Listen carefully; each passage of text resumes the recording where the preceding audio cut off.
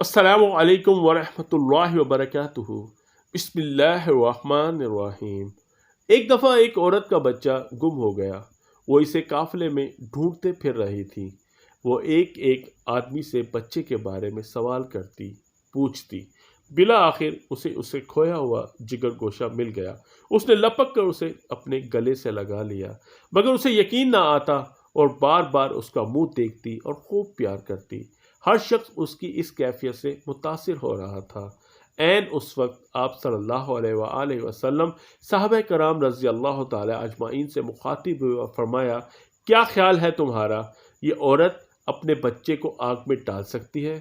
سب نے عرض کیا، یہ ایسا ہرگز نہیں کر سکتی، کیونکہ اسے اپنے بیٹے سے بے پایہ محبت ہے۔ آپ صلی اللہ علیہ وآلہ وسلم نے یہ سن کر ارشاد فرمایا۔ کیا ارشاد فرمایا؟